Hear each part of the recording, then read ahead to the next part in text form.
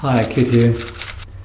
I was asked today by a correspondent on the forums about what one should wear when the weather gets cold and stretching is the intended activity. Well, for me, apart from the Jim McCart t-shirt, and I'll put a link on the description of how to get these fantastic t-shirts, for me personally, I always wear a pair of tights, polypropylene or something like that. You can get them from any of the camping stores.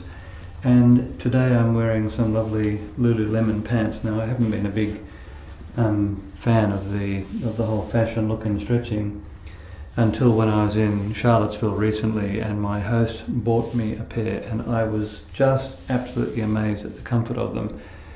It's honestly like wearing nothing at all, except still everything's held in a little bit. It's amazingly stretchy material, and it's very comfortable to work in. Now, the reason we recommend wearing layers, and as you can see I'm wearing my toque as they call it in Canada, or my beanie as we call it here, is very simply this: that this part of the body, the head, loses about, from the best estimates I've been able to find, are that it loses about 30% of the body's heat in any activity. So one of the reasons why when you put a hat on your head your hands and feet get warm is simply that the body is able to maintain its temperature more easily, and that the normally huge loss from the head area, the head's only 10% of your body's weight, but to lose 30% of the body's heat roughly out of the head area is a massive amount. And so when you, even by containing it to a small extent with a small toque like this, even that makes a massive difference to how the hands and feet feel.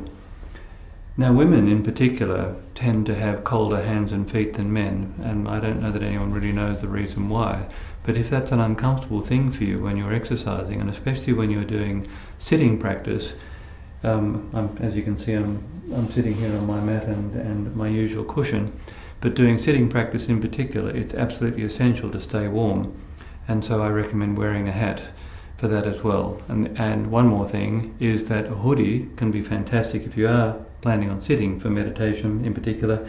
You can put your hands inside the hoodie, hold whatever mudra you're holding, and also put the hood up at the back, and that will stop cold air getting on the back of your neck.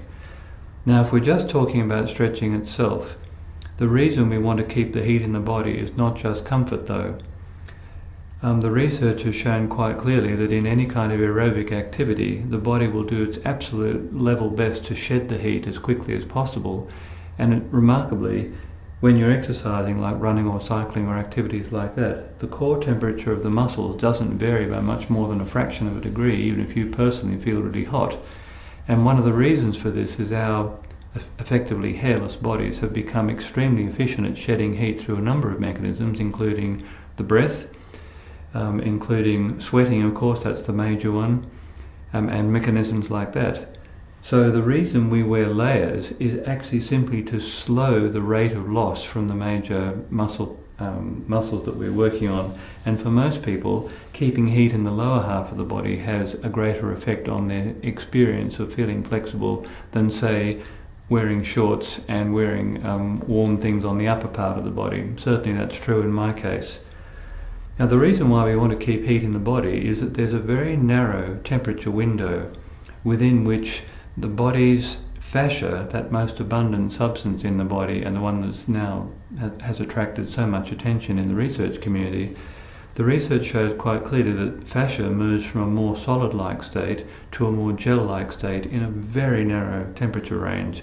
The body works very hard to keep its core temperature at 37 degrees centigrade or thereabouts. And if you're in the US, that's 98.6, if I recall correctly, Fahrenheit. Now, most people are not aware of this. I lived in Japan for a long period of time, and this came as a great surprise to me. But with a body temperature of, say, 37 degrees centigrade, when one goes to the public baths, you'll be amazed to find that a lukewarm bath is a 38 degree bath, or maybe even 39, and a scalding hot bath that you can barely stand to put yourself in fact most Westerners can't, is 44 degrees centigrade. So that's about 5 degrees or 6 degrees above one's normal temperature. That's a very, very small amount. Anyway, the point of mentioning that is that I mentioned before that fascia, the most abundant substance in the body, has this shift from more solid-like state to a more gel-like state, and that happens in a 2-degree temperature window. So let's say roughly from 37 to 39 or 40 degrees centigrade. And this suggests a couple of ways that you can help your flexibility work. Certainly having a hot bath before you stretch will have an amazing effect on how you feel and actually how you perform, providing you can keep that heat in the body. And again, this is another reason to wear tights. Or something else you can do, and this is what I would normally do if I was starting a big stretching session, is I do a whole bunch of limbering exercises, and in particular some standing forms. I've been experimenting recently with some standing forms from Chinese martial arts, for example, which are extremely strong, very taxing on the legs, and some of you may have seen our extensive YouTube clips on the Cossack squat and that pose in yoga called Skandasana, and also all the lunge variations that we do. And even just standing and holding a good lunge for a moment or two on each side will raise your body temperature appreciably. You'll feel it. You'll actually start to feel sweat beading on your forehead. And when you go to stretch the muscles after you've warmed up from the inside out, so to speak, you'll find that the body just feels much better stretching. And so the warming up dimension has two meanings to it here in my view.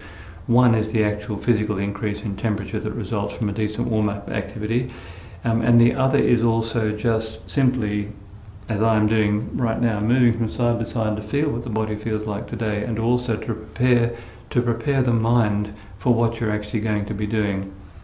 So anyway, in short, for all of those reasons, I recommend when the weather gets a bit colder, firstly, wear a pair of tights like this, and secondly, wear a hat on your head. You can always take that off when you get really hot.